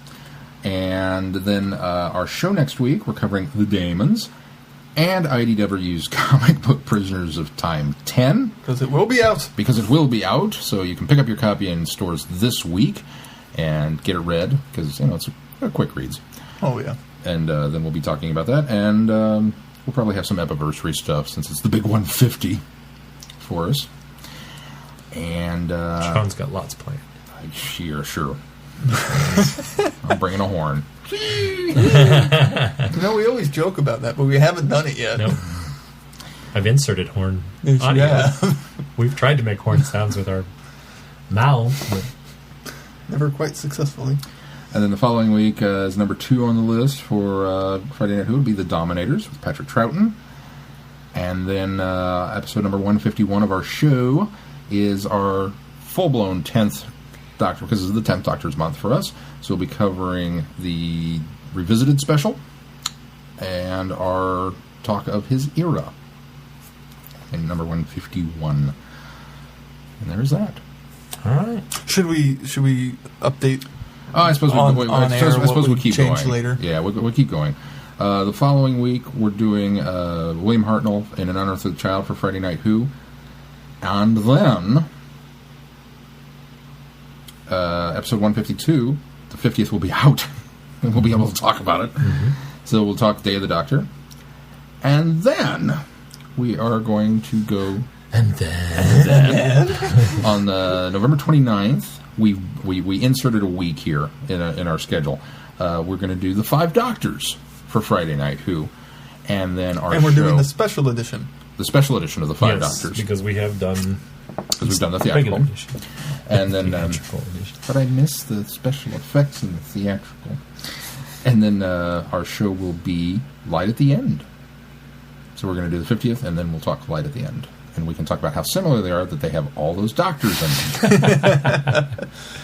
And then in December, we'll do the 10th Planet. Yes. And start our 11th Doctor stuff. But you can pick up the 10th Planet earlier in a few weeks here. So Yeah, it'll be out in Yes. North America here in a few weeks. And I did order some for work, so hopefully we'll get them. Yay. Let me know. Yep. Hopefully. So I'll be the one picking that one up. Cool. All right. Well, we are tallying the submissions from the contest that we have put forward. And I do want to go back over those and make sure that I've got everybody, because we will be drawing a winner next week. So let me get this opened up here. While And he's this is- doing that, I'm going to open your boxes. What did you get? Oh. Your blind bagged figures are the Squiggle Monster from Fear Her and the Absorbaloff. So congratulations to whoever lucky is going to get these next week. I seem to be missing some people now. This isn't good. We're teasing. We're not going to open the blind boxes. All We'll right, just well, get 'em. here's what I've got. And let us know this week. If you don't, Why don't I hear have your all name. these flagged? Okay, well. I have everybody who I said last week, but for some reason they're not flagged anymore. So I'm going to have to go back through this anyway. All right, well, I've got Kevin. And I have... These are the ones I've recently received. Michelle, who has 2. And I have Lisa. Thank you, Lisa. And Lisa sent us a beautiful photo of where she listens to us, our podcast. And I will... I'll put that in the show notes for you guys so you can take a look at it. I have Dan. I have... We did get Dr. Phil. His was Oh, did he? poof, bam! I have Brian. And I have Chrissy. And I have Brenda. And I have Lisa. Oh, wait, Lisa was... Yeah, no, I'm sorry. I said Lisa already. I have London I. And I have... Brittany. Sorry, I'm going down through this list here. Oh, I think... No, I didn't have Rachel. I don't think. Did you get mine? No, you don't count. I can't Well, remember. Did I get one that's from seven. Rachel? I can't remember, because if I did, I don't have it flagged. But I think she said she got it, but not in time. I think I read that somewhere. I never saw one from her. Okay, so So that's who I've got. If I haven't said, or did it say Daryl? Or was Daryl one of them? I apologize. My flags are missing now. So if I didn't read your name out here, give me a holler. Send me a note to feedback and say, hey, I sent it, and I'll be able to look back through it. And obviously, everything will be timestamped. Dan. No, I did get Dan. You did get Dan? Yeah. You said Dan? But I've got everything timestamped here. I think what I've done is I've flagged some of these on my computer, and it doesn't. It's not talking to my iTunes or my iPad. But if I didn't read your name out today, give me a heads up so that we can make sure that we get you in there, because your letters will be timestamped and we'll have everything official. So we will be drawing 3 winners. Everybody has a chance at 2 submissions if you bought both of them. If you only bought one, then you have 1 submission. 3 winners? We got 3 winners. Yeah, we'll have 3 top winners. If one of those gets 2. How are you doing this? No. The 3 top winners each get we're going to draw 3 times, and 3 winners gets 1. 3 tenors, 1 box. Yeah, I think that's what we finally came down to, right? Yeah, that's what I thought. We were Okay. on. Yeah, the 3 winners. Each Well, winner my gets. gag doesn't work. No Each wonder winner you looked gets at me weird. That's a good thing. Each winner gets a box, and they are blind boxes. Hang We on. don't plan to open them, despite what What's the third one? What's the third despite one? what What's the Sean third one? did. America! Oh, that would be awesome, actually. Oh, I would Merc, take I'd a be Merc. keeping that. But they will be blind boxes, so you'll get those, and we won't know. But you'll have to take a picture of them and let us know what you got. And send them our way. So we'll read off their names. They have to send us their addresses. That's right. We'll take care of all that next week when we draw. But to be Mr. fair, James Smith of 1945 to be fair, Bannerman Road. I think what we'll do is if we draw your name and you win one, yours will be set aside so that other people have you're a out of chance the to win. drawing. Yeah, once you've won one, Yeah, you're out of the yeah, drawing yeah, to I make think it that's fair fair. so other people can get them. So. Because And we that's want to it. give as much goodies as We'll possible. draw all the names And out of a Glenn wants to hat save or a on bag or a postage. box or something like that, and it'll be fun. So be sure to tune in next week to find out who wins. Should we draw them out of a fez? We can draw them out of I do- fez. I do have my If Keith fez. has a fez. We'll do that. Yeah. We can vine that to them. The actual Or drawing Instagram of it. video them. Or Instagram video them. Because no one uses mine. If that's going to do it for this week, until next week, I'm Glenn. I am alive. I'm Keith. Cheers. I'm Sean. Good night, everybody. Be seeing you. What? You threw him off. He didn't know what to do. I was going to try to mime something, Oh. but I didn't think it would come across on the microphone. Yeah, that doesn't kind of come across in audio. So I was trying to come up with a substitute in the last second and couldn't. Thinking on our I'm feet in is... love with her and I feel mine. There's another one. There's another one. The mime who loved her. Thinking on our feet is not our strong suit. Really shouldn't make us do that. That's why we're not doing Dr. You. We're not an improv group. I took improv classes. No, they I didn't obviously work. don't remember anything. Obviously. The only thing I remember is say yes. Did you get D's? No, I passed. With D's? No, I don't think so. I don't remember. It was in high school, so that was 10 years ago. More than 10 years ago. That was more than senior Most year. people take French and forget it. Most people take Spanish and forget it. Keep the improv and forgot all about it. I didn't say I was good at it. I said I passed, and I didn't get a D. So Johnny Cash's "I Walked the Mine." No. Hashtag Mime to 5? mime. I'm telling you, it's a new hashtag. We're on our way to the earliest show or shortest show we ever had. Bye.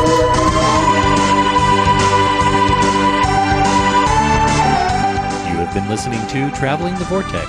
Doctor Who and all of its associated programs are owned and trademarked by the BBC. No infringement is intended or implied.